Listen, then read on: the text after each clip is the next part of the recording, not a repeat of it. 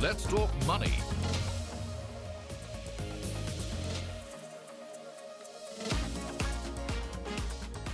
Hello and welcome to another episode of Let's Talk Money. This is our third episode and I'm your host, Surabhi Upadhyay. This, of course, is your one-stop destination for all the personal finance queries that you may have.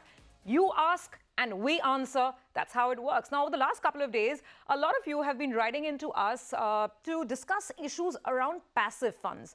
Whether you should invest in them and if so, in what proportion, what kind of passive funds, considering we have passives on almost every and anything, all kinds of indices, all kinds of themes.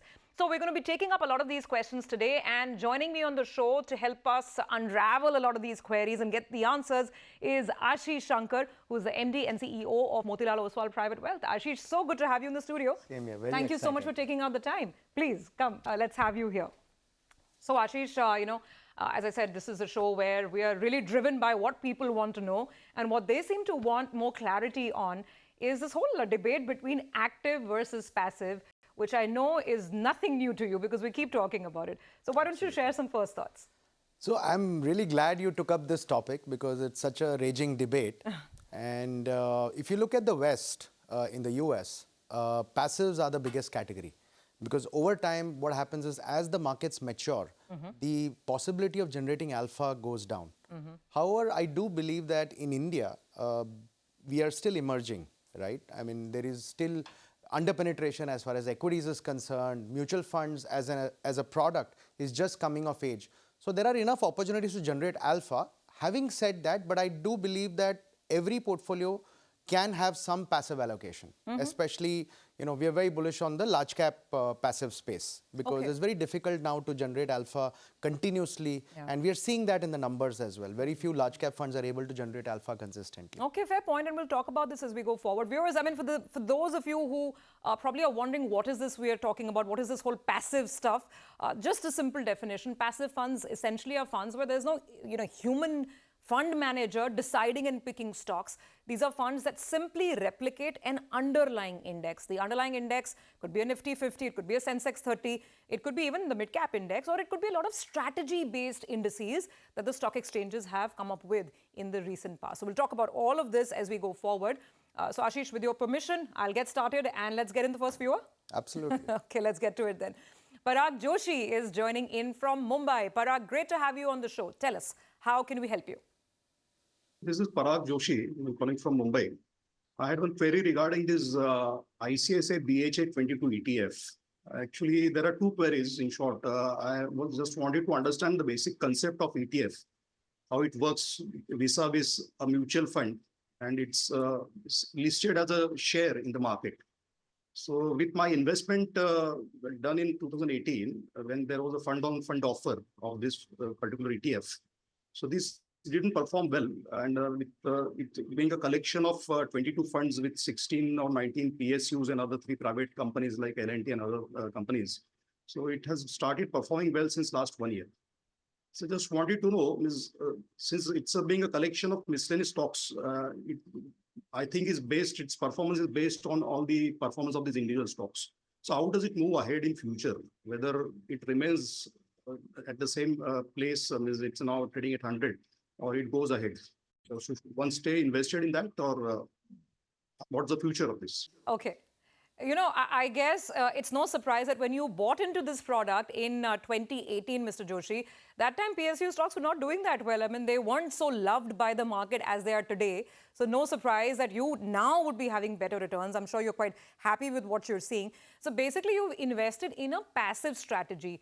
This is an ETF which follows, as I said, an underlying index which comprises of these 22 PSU stocks. But for us to answer this question properly, for Ashish to give you the right advice, we want to know one thing. A, what is the kind of gain you're sitting on? Whether you have the capacity to hold, do you have any immediate reason to sell and book your profits?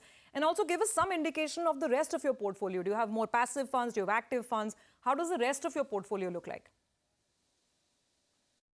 Not invested in any other passive fund, madam. And if you can see the returns vis-a-vis my investment, it's more than 30-35% as of now with the current appreciated rate of the fund actually. So I might be holding on or like to book some partial profit, but then it depends. If it's going to further appreciate, then I have the holding capacity. All right, Mr. Joshi, hang in there. We'll get the advice to you straight away. So there you have it. I think when he bought it, maybe he didn't realize what he was buying. But then, everything has turned to gold ever since in the last 1 year. Yep. What would you say? So very interesting and relevant question. So let me answer it in three parts. His first question on how is ETF different to mutual funds, right? Now, in the mutual fund category, you have active mutual funds, and there are mutual funds which feed into index funds, right? Yeah. Now, these are products where you can buy an index on a daily basis from the fund house. You can either subscribe or you can redeem, and you get units against the investment that you make. Yeah. An ETF, by definition, is an exchange-traded fund. So the corpus or the holdings are formed one time at the beginning. So this Bharat 22 ETF was formed when the government wanted to divest its holdings in certain public sector enterprises. Yeah. Now, instead of going out there in the market and selling to large institutions, they thought it is better that they create a retail vehicle where they put certain companies in certain proportions and create an index basket of public sector enterprises and issue those units to investors, Right. so that there is wider participation. So that is how this came into being. Yeah. Now, ETFs, the other difference between ETFs and mutual funds is in an ETF, the corpus of the ETF does not change every day because they are traded on the exchange. So it passes from one investor to the other, right? Sometimes when you want to invest a large amount, the fund houses who run these ETFs can also create additional units. But otherwise, by definition, the corpus doesn't change. So I hope the definition of the contours of an ETF are reasonably clear. Coming to this ETF, like you rightly mentioned, this is an ETF formed of public sector enterprises. Typically, if you look at the composition of public sector enterprises in this ETF, they are more linked to the investment sector.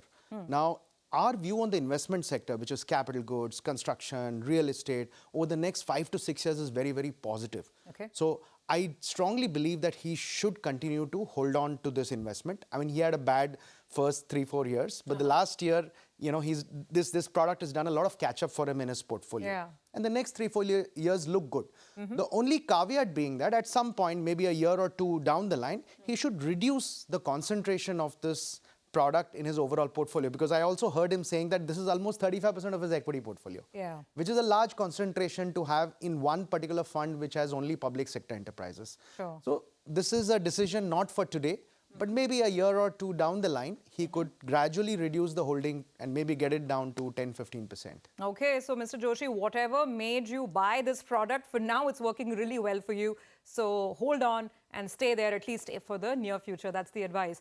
Let's quickly move to another query. This one is coming in from Vijay Kapadia, who's also a viewer from Mumbai. So let's find out what his question is. Vijay ji, thank you for joining in. Tell us about yourself and, of course, your question. I'm Vijay Kapadia from Mumbai, and I am holding 3 mutual funds. The first is HDFC Balanced Advantage Fund, which is 70%. The second one is Aditya Birla Sun Life Frontline Equity Fund, which is 20%, and DSP Equity Fund, Opportunity Fund, which is 10%. So I would like to know if I can switch some funds from these 3 mutual funds to some passive funds, equity funds like ETF or something. So, Mr. Kapadia, before we proceed, it's very important for us to understand why you are looking to switch. One of them is the HDFC Balanced Advantage. You mentioned a DSP fund and one more. Just to understand, do you need the money? Why are you looking to switch from these funds to something else, including maybe passives? Yeah, these are the 3 funds I am holding, and maybe I'm looking for some better returns. Maybe 2-3 years that's not an issue. Okay, so you can hold for 2-3 years, but you want maximum returns. Fair enough. Just give us an indication of the rest of your portfolio. Were these the only 3 mutual funds that you were holding? Do you have others? I mean, how much have you invested in equity and maybe in other traditional non-equity instruments? I've got equity shares also. I'm invested in equities as well. Okay. Okay, so you had these 3 funds, plus you were doing direct equity as well. Wants to switch? Maximum returns. Ashish? Look, the fund that he mentioned, HDFC Balanced Advantage Fund, it's a very old fund with a phenomenal track record. It used to be managed by a legendary fund manager. And it switches between equity and debt, albeit more allocation is towards equity to give the benefit of taxation to the investor. My recommendation, given where markets are, it's a good fund to hold on to. I understand that everybody wants to maximize returns. And at times when markets are doing extremely well, the talk on risk dissipates. You don't want to be, you know, Absolutely. 10% giving, downside protection kind of a fund. You just want the upside. So considering that he's also doing direct stocks, and I'm assuming that he's able to take a little more risk there, it's a good allocation. I feel all the 3 funds that he mentioned are good funds in his portfolio. He should continue holding. See, this people don't realize the switching cost. I mean, when you redeem, you pay taxation, and then you got to decide another fund to invest in. Sure. And there is no guarantee that the next fund is going to do as well as what you've done in the portfolio. I think he's got a good set of funds. He's also doing direct equities. This is a time where he should probably consolidate rather than trying to do some activity. On the subject of returns, and that's where the debate gets the loudest, right, between active and passive, because people are looking for maximum returns in a thriving bull market right now. Is there any data that really suggests over longer time periods what outperforms? An active managed fund with a human sort of perception and mind to it, or simply mirroring the index? I mean, in all your experience, what stands out? So that's a very tricky question, but let me attempt to answer it. Look, a market which has reasonable inefficiencies, there is always a possibility to create alpha. But with the kind of information dissemination we are having now, with the diverse set of participants and digitization of execution, it's becoming very difficult to actively outperform in the known names, right? Hence, at the beginning of the show, I said that, outperforming consistently in large cap category is becoming difficult. But when you go lower down the cap curve, right, there is enough possibility to exercise your skills and differentiate between good quality companies, bad quality companies, and be a little more nimble-footed to generate alpha. In the West, like I said, I mean, look at the numbers, right? We are 52 lakh crore industry today, but the better way to look at it is, I think the equity piece is about 15-16 lakh crores, if I'm not mistaken. Passive is already 2 lakh crores, which is not a small number. It's close to 13-14% of the, or more rather, of the overall equity AUM. And it will grow because a lot of the institutional investors prefer to take, like EPFOs, etc., prefer to take participation in the market through the passive route. But for individual investors, right, large cap, it's a great idea to have the Nifty index or maybe the next Nifty index.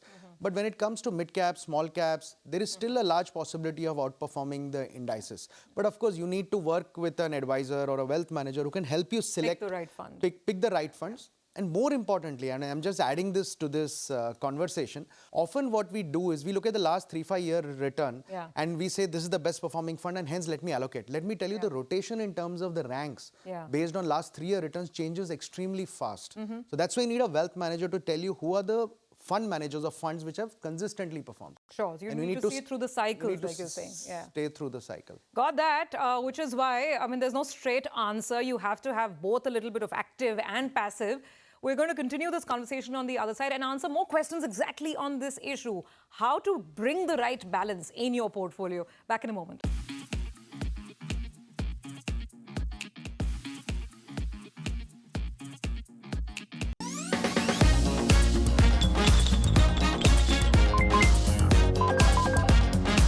Let's talk money.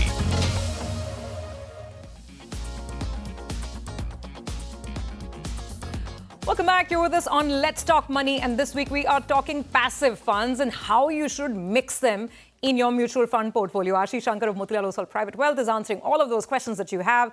And the next one is a really interesting query, and I must be honest, even I've thought of it, Ashish. It's coming in from Pankaj. Let me quickly pull it up. He's written in on our Instagram pages. He is saying, if index funds are a good option while investing even in mid and small caps.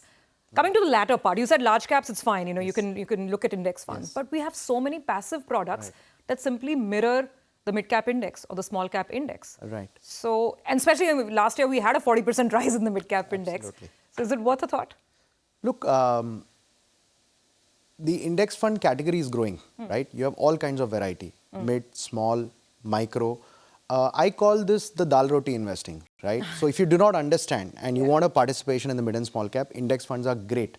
But if you can, apply a little more mind and work with somebody who understands this space and, get a active fund in the mid and small cap category, the differential in return can be quite a bit. I mean, we've done that study as to what is the difference between the top performing fund and the index and the bottom performing fund. So dispersion Tell us the numbers, because that's really interesting. That dispersion is, I think it's about 17 to 20% more. And if you actually do the compounding maths, it can be a very, very large number. So there is, enough incentive and reason to try and select a good active manager in the mid and small cap. Plus, the other reason why you can select an active guy in the mid and small cap category is because there is a lot of, thought that one needs to put into the quality of companies. Because as you go down the cap curve, the quality of a lot of those companies diminish. So that's the reason I remember, I think this was sometime last year or last year, when the first passive product popped up in my inbox on the small cap index. I was like, this can't be real. Like, just a small cap index mirroring product. But yes, you have them. But as Ashish is saying, that is your, roti dal chawal way of investing in mid caps and small caps. If you want to be a little evolved, then you should be looking at actively managed funds in this basket. Okay, very quickly to the last question. Let's squeeze this in as well. This is an email that we've got from our next viewer, Rajneesh. He is saying that he's currently investing 40,000 rupees a month for his 9-year-old. And he is doing this across Nifty 50, Nifty Next 50, and the Midcap 150 indices. So, 3 different passive funds on these 3 indices. And so far, he's already accumulated a corpus of 53 lakh rupees just by being in these index funds. He knows, he wants to know how much of the corpus can he hope to collect for his son in about 15 years from now, and maybe 35 years from now. I don't know why he's put those milestones, but he wants to create a retirement corpus for his son. Is this the right approach? So this is a fantastic question, Surabhi, and this illustrates the power of compounding like nothing else. And I just did some back of the envelope maths because this requires a little maths. Compounding is not intuitive. So let's assume that the money multiplies at 12%. I mean, as wealth managers, we always like to be a bit conservative. Yes. Right? So by age 25, the lump sum of 53 lakhs will multiply to 3.24 crores. Okay. Right? The SIP amount of 40,000 per month will go to 2.32 crores. So which means the total corpus by the age of 25, this kid will have 5.66 crores, which is a neat sum of money. Now, if it compounds at 15% per annum, which is what we talk about when we talk about equities, right? By age 25, he will have almost close to 8 crores.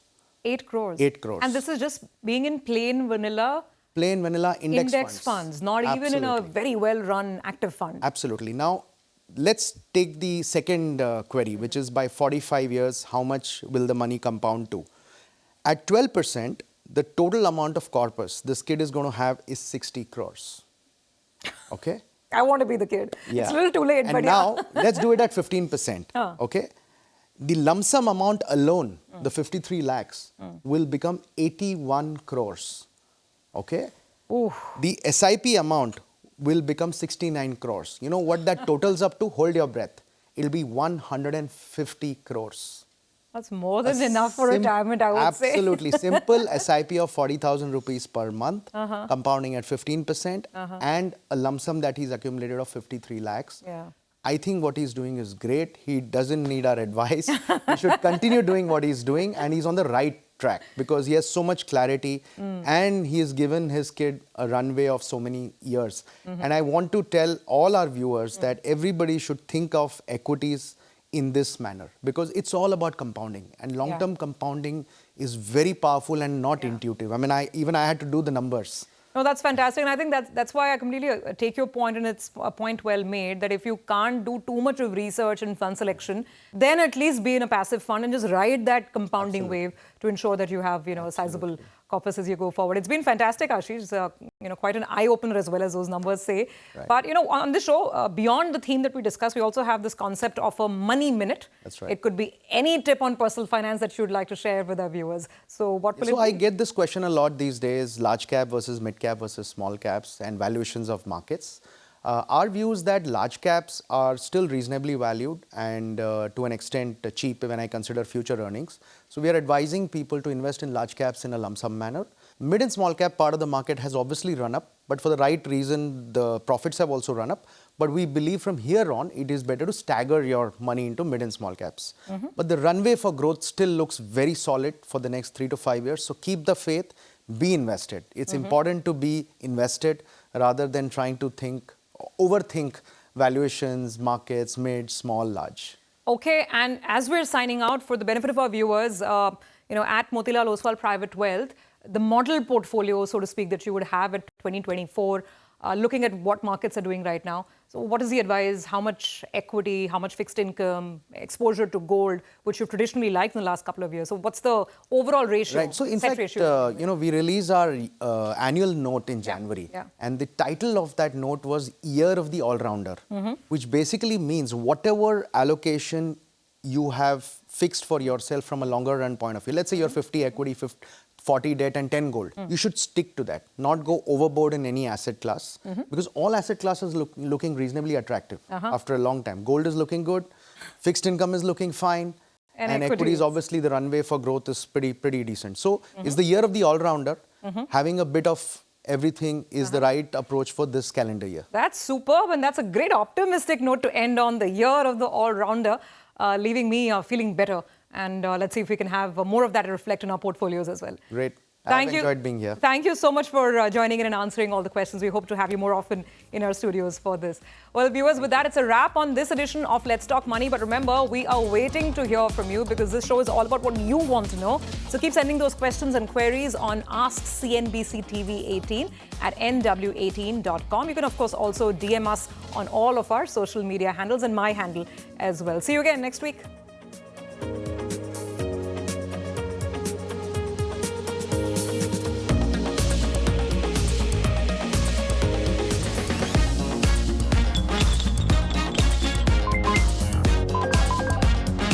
Let's Talk Money